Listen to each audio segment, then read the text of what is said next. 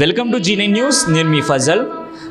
ఎప్పటి నుంచో ఎదురు చూసిన రోజు రానే వచ్చింది అనుకోవచ్చు. దాదాపుగా హిందువులు 500 సంవత్సరాల నుంచి ఈ రోజుడి కోసం వెయిట్ చేశారు. అండ్ బాలరాముడి ప్రాణప్రతిష్ఠ అయితే నిన్న అయిపోయింది అనుకోవచ్చు. అయితే ఈరోజు ఈ బాలరాముడి ప్రాణప్రతిష్ఠ గురించి కానీ అయోధ్య వివరాల గురించి కానీ క్లుప్తంగా చెప్పడానికి మన ముందు పరిచయం చేయాల్సిన అవసరం లేదు. ఆల్రెడీ మన ఛానల్లో ఒక రెండు పార్ట్ల వైజ్గా ఇంటర్వ్యూ కూడా జరిగింది. అరవింద్ అఘోరి గారు ఆయన మనతో పాటు ఉన్నారు. ఈరోజు క్లుప్తంగా అయోధ్య వివరాల గురించి, అదేవిధంగా ఆయనకి ఆహ్వానం అందిందా లేదా అనే విషయాల గురించి ఆయన మాటల్లో తెలుసుకుందాం. సార్ నమస్తే అండి. Her her Mahadev. సార్ మొదటి ప్రశ్న సార్, అయోధ్యలో శ్రీ బాలరాముడి ప్రాణప్రతిష్ఠ అయితే జరిగింది. అయితే మీకు ఆహ్వానం అందిందా సార్? అయ్యా, దీని గురించి వివాదాస్పదంగా మాట్లాడాలంటారా, సానుకూలంగా మాట్లాడాలంటారా? మీ మనసులో ఏముందో అది మాట్లాడండి సార్. ఓకే. ఇది అయోధ్య రాముడి తాలూకు ప్రాణప్రతిష్ఠ ఉత్సవం అయితే ఇది ఒకరింటి పెళ్ళి కాదండి. దీనికి ఆహ్వానం అందిందా లేదా అని చూసుకోవాల్సిన పనిలే. నాలాగా సనాతన ధర్మం గురించి అహర్నిశలు కృషి చేసే ప్రతి ఒక్కరూ వాళ్ళ స్థితిగతులకు అతీతంగా అందరూ కూడా అయోధ్యకి తరలి వెళ్ళాల్సినటువంటి శుభ సమయం ఇది ఒకరింటి పెళ్ళి కాదు. కాబట్టి ఇక్కడ ఆహ్వానం అందిందా లేదా అని అడగక్కర్లేదు. అంతకు మించి చెప్పాలంటే ఆహ్వానం అందింది. ఆహ్వానం అనేది అయోధ్య నుంచి ఎలా వస్తుందంటే, రాముల వారి ట్రస్ట్ ఉంటుంది కదా, ఆ ట్రస్ట్ నుంచి అక్షింతలు అనేవి వస్తాయి ప్యాకెట్లో. ఆ ప్యాకెట్లో అక్షింతలు వచ్చిందంటే ఆహ్వానం అందినట్టే. ఇది తెలియక చాలామంది ఆహ్వాన పత్రిక అంటే మనము పెళ్లి శుభపత్రికలు, పెళ్లి లేఖలు ఇవి చూస్తున్నాం కదా, శుభలేఖలు. ఆ విధంగా ఆహ్వానం ఉందా లేదా అని అనుకుంటూ ఉంటారు. అది పొరపాటు అండి. ఆయన అక్షింతలు అందితేనే ఆహ్వానం అందినట్టే. అంతకు మించి బాలరాముడు అంటే ఎవరు? మన అఖండ భారతావనికి ఆయన రారాజు, చక్రవర్తి.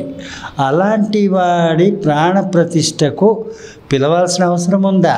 అలా ఉంది అని అనుకునేటువంటి వాడు అహంకార నిరహంకార? ప్రశ్నకు ప్రశ్న సమాధానం కాదండి. ప్రతి ఒక్క హిందువు తన మనసులో తాను వేసుకోవాల్సిన ప్రశ్న ఇది. హర హర్ మహాదేవ్.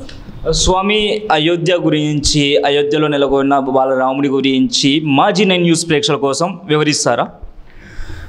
ఈ అయోధ్య రాముడి తాలూకు చరిత్ర అని అంటే మనకు తెలిసినంతలో, మనది చాలా చిన్న మెదడు చితికిపోయినటువంటి స్థితి కదా మనుషులది ఈ కలియుగంలో. ఇలాంటి ఈ స్థితిలో నేను చెప్తున్నాను. సుమారు 1000 సంవత్సరాల కిందట ఉన్నటువంటి ఆ రామ జన్మభూమి అన్నటువంటి ఆ ప్రదేశంలో, అంటే ఏంటి, మన త్రేతాయుగము అనంటే అది వేరే లెక్క. 1000 సంవత్సరాల కిందట అనేది ఇది వేరే లెక్క. మన లౌకిక జీవనానికి సంబంధించి నేను ఫస్ట్ మాట్లాడుతున్నా. 1000 సంవత్సరాల కిందట మన హిందువుల్లో ఉండేటువంటి ఐకమత్య ధోరణి ఏదైతే ఉందో అది నశించి ఎవరికి వాళ్ళు అందరూ వెన్నుపోటుదారులుగా జీవించినటువంటి క్రమంలో పరాయి పాలకులకు మనం తెరతీసినట్లయింది.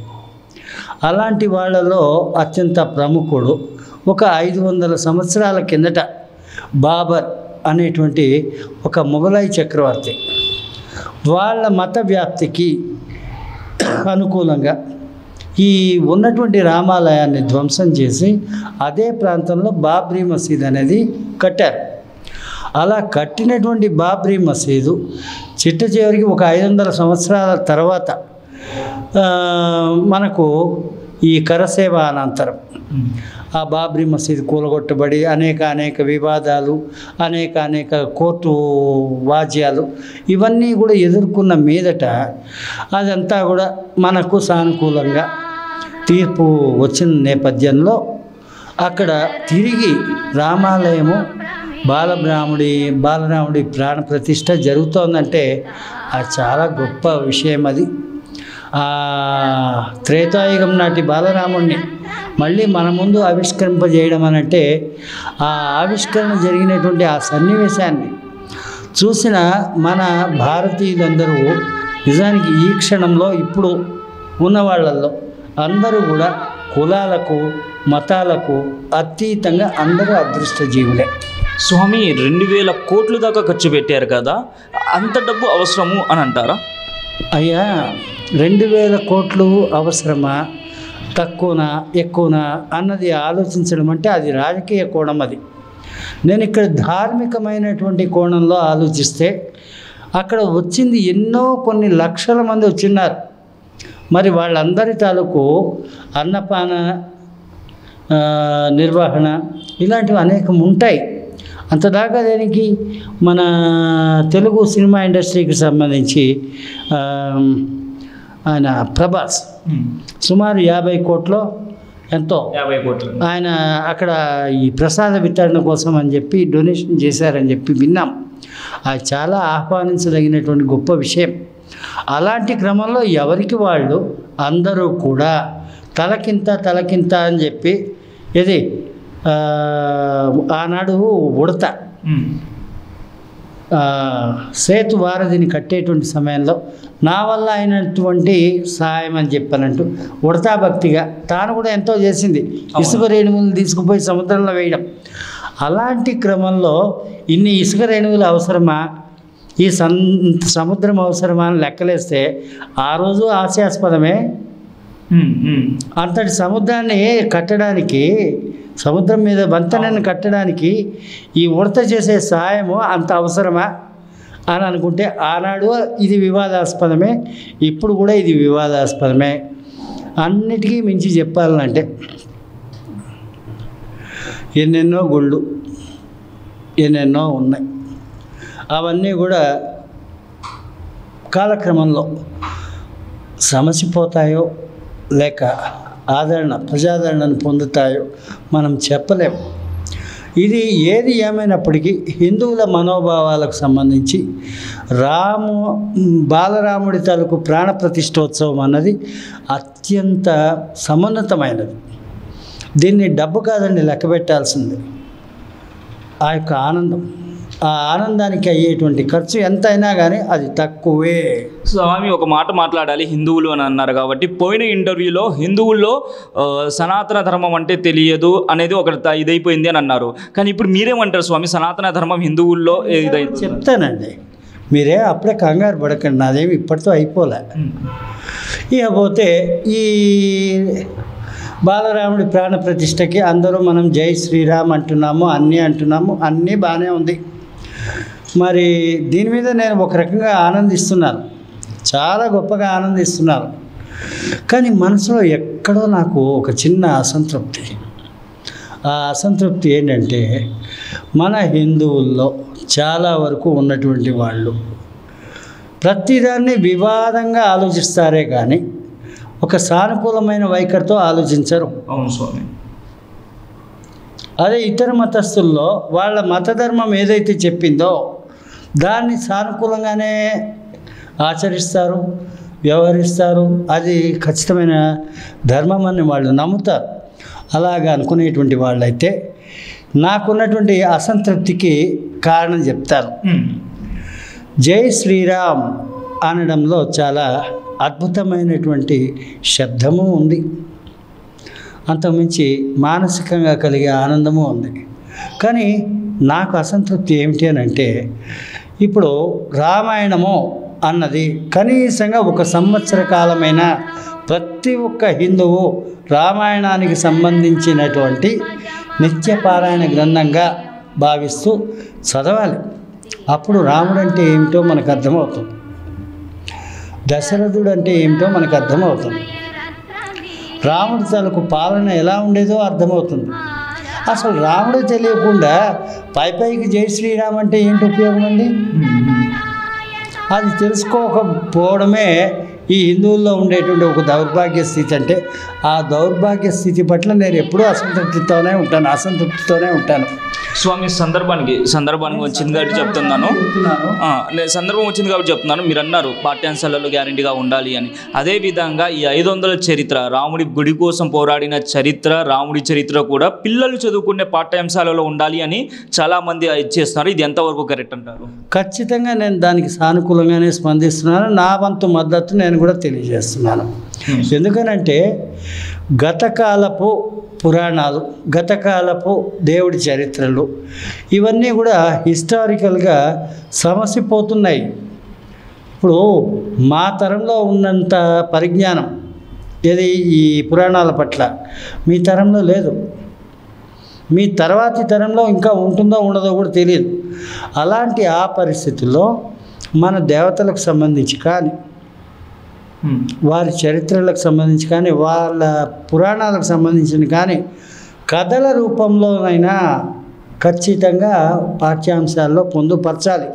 అప్పుడే మన భారతదేశపు సనాతన సంస్కృతి రాబోయే తరాలకు అది సానుకూలంగా అందజేయడానికి వీలవుతుంది. స్వామి, మరి బాలరాముడి ప్రాణప్రతిష్టను కొంతమంది శంకరాచార్య పీఠాధిపతులు ఎవరైతే ఉన్నారో వాళ్ళు వ్యతిరేకించారు, ఆరోపిస్తున్నారు.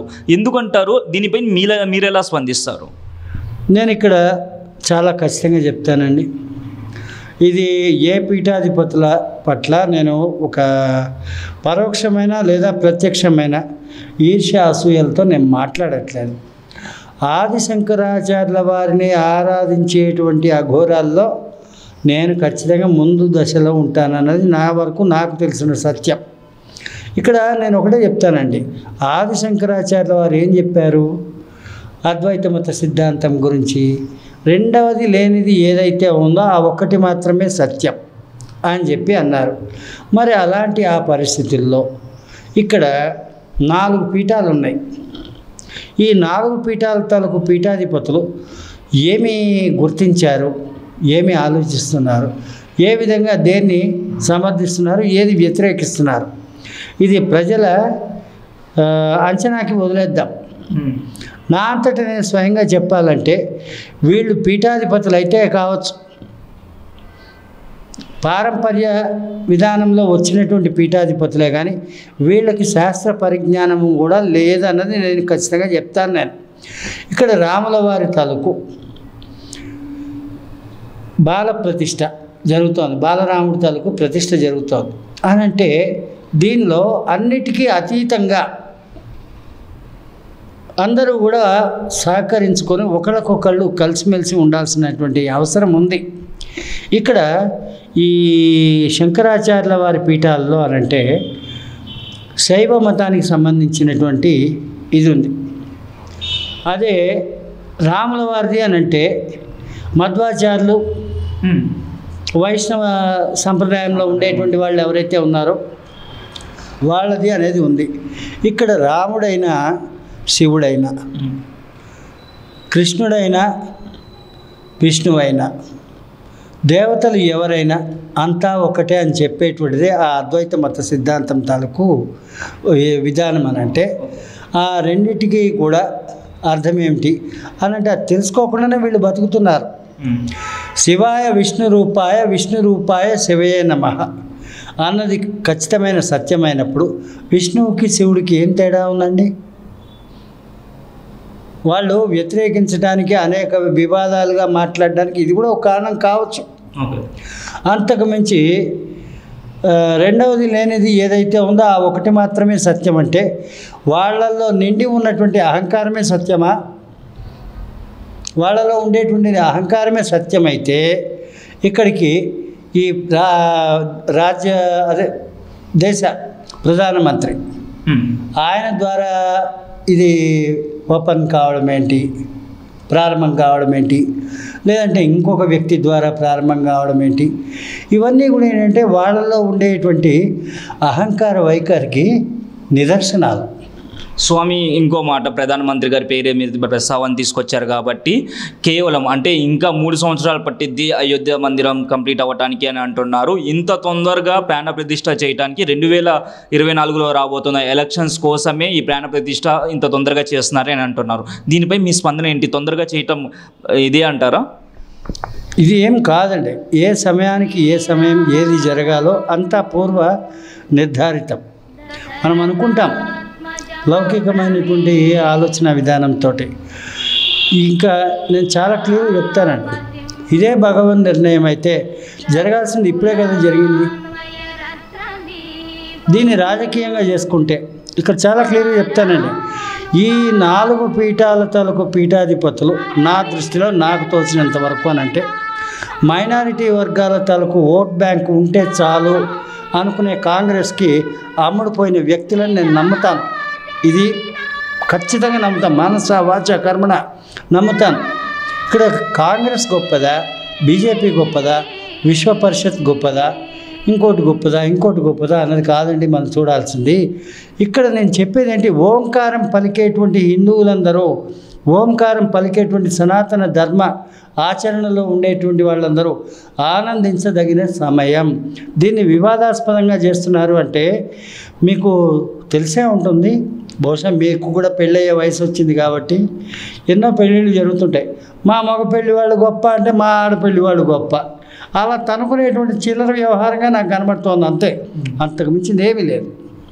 చూశారు కదా అరవింద్ అఘోరి గారు అయోధ్య యొక్క విషయాల గురించి అండ్ మన రాముని యొక్క గొప్పతనం గురించి, దాని చరిత్ర గురించి మన జీఎన్ న్యూస్ ప్రేక్షకులకు క్లుప్తంగా అందించారు. మరొక ఇంటర్వ్యూతో